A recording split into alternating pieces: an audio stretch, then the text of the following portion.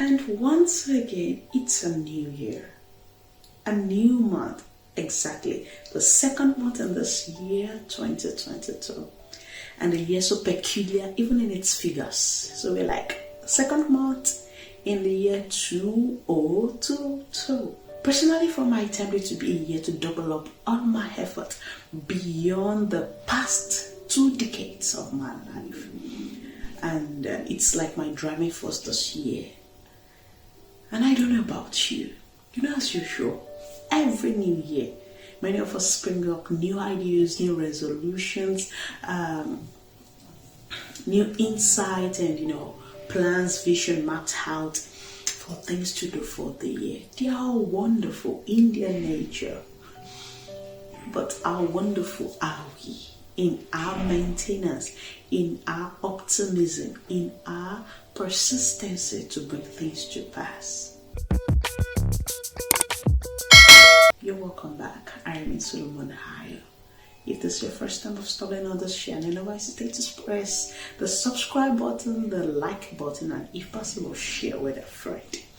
So straight to what we're going to be talking about this first video, the official video for this year.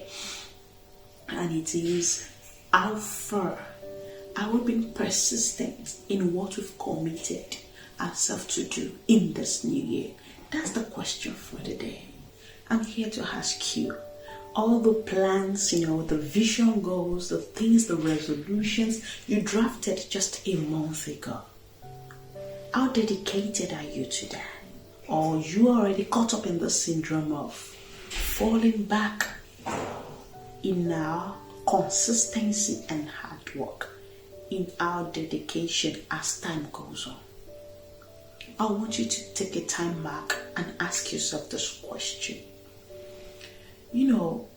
I'm just here not to be like a direct accountable partner to you, like an accountability partner, no, but just to help us narrow down our energy, like a principle that I've set in place for this year, and I believe it's going to help someone out there. And that is the essence of this video. Don't be caught up in doing many things. That's the first thing I want you to retain. It's one of the principles I've set for myself this year. Don't be caught up in doing many things. Streamline your dedication, your focus on just few things.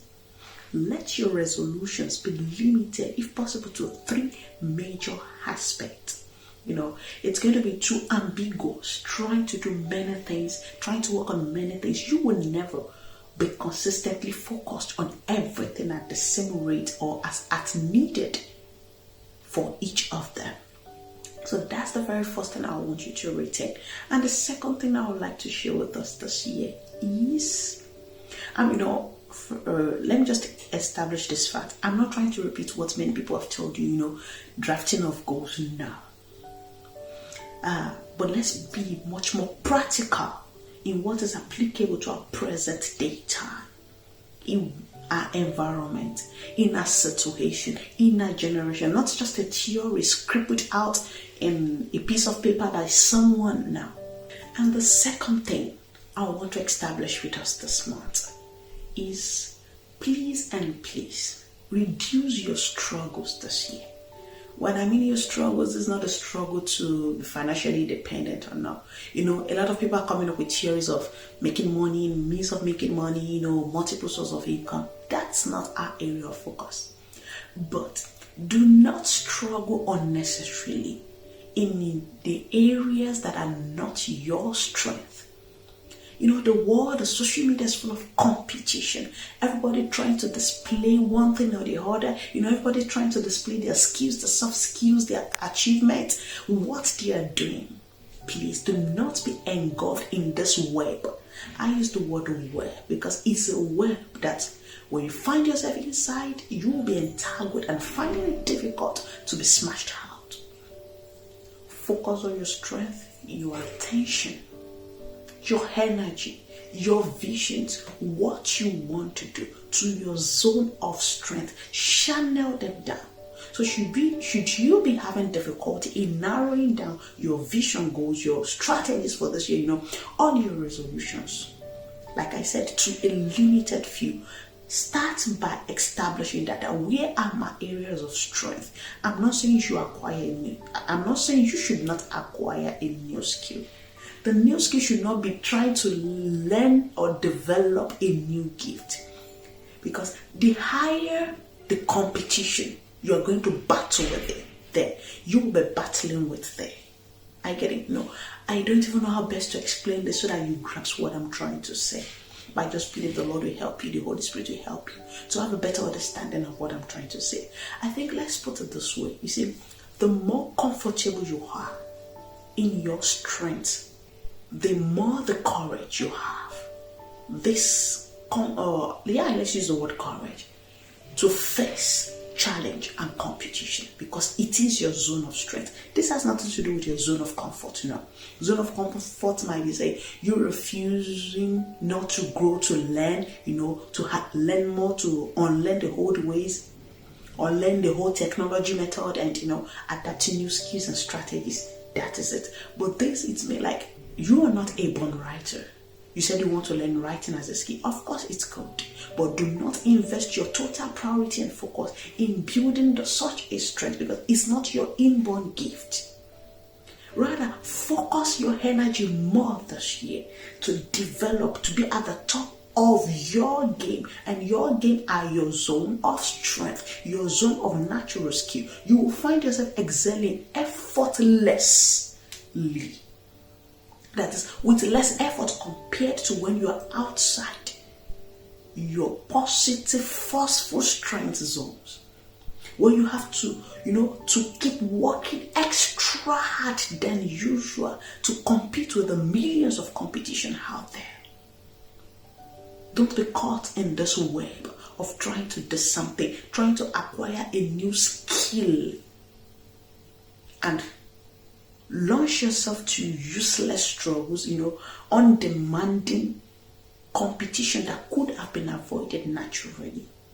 When you are in your zone of strength, there is this courage, this boldness. I think that's the word. That's boldness that comes with, I can do it. Yeah, I'm not there today, but I have that objective. You learn it, and not to prove to be better than someone, no, because you just need to be at the top of your game. But when you are not in your major zones of strength, you have your major strength and minor strength. Things like you're still manageably there, and things like truly you're endowed with it. Someone that is an inborn orator. Yeah, no one is born with some gift, but there are some things that are natural potentials. Let's take the example of an orator or a cook. Someone that naturally loves cooking. You just, whatever you thought, you were like, those food is as in. Such a person invest more in trainings, in learning new skills, learning new plates, new cultural foods. Such a person is not, is not going to be on the same edge with someone that your cooking shite as well. The day it got burned, the day it's a bit salty, but you say you want to improve yourself. Yeah, you're improving yourself, but for yourself, maybe to be more good at your cooking skills in your home or something. Both of them are not going to be on the same pace, and the level of competition is far different. So that is what I'm trying to say. So please, this year, the first thing, narrow down your strength, and the second is now the strength should be channeled rightly. That's the word, to what matters most, to your natural strong potentials, the strongest potentials you have. Do not be ambiguous this year, as in left and right. And this year, the third thing is be so passionate about knowledge.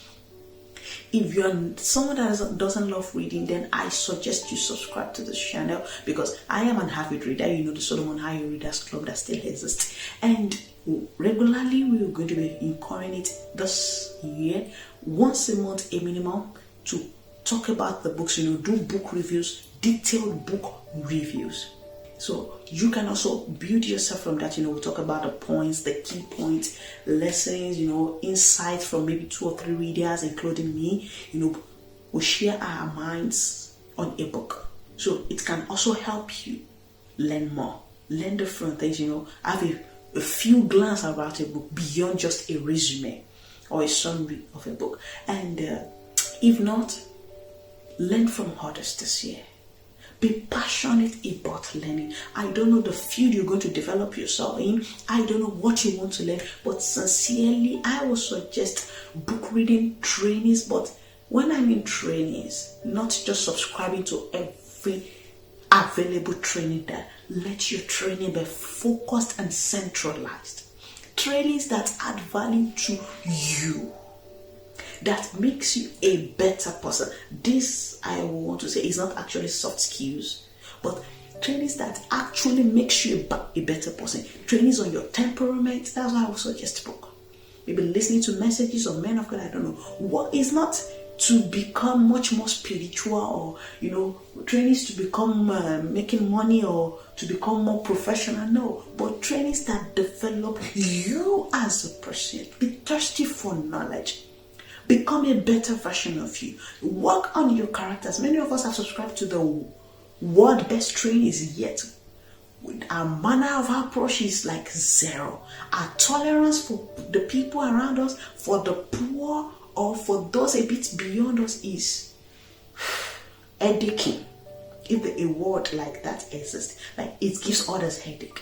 Your intolerance nature. Many of us, will lack patience. Why am I emphasizing on this? It is because I miss all the skills you must have. I miss everything else you must learn. When your character is faulty, then take it or you leave it.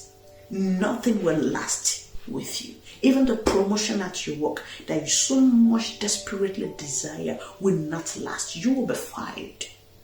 Even should you be the boss in your company, you will lose your customers. When you lack the manner of approach, when you simplify people because you think, oh, look at what you're wearing. Look at the phone they are using. Oh, like seriously?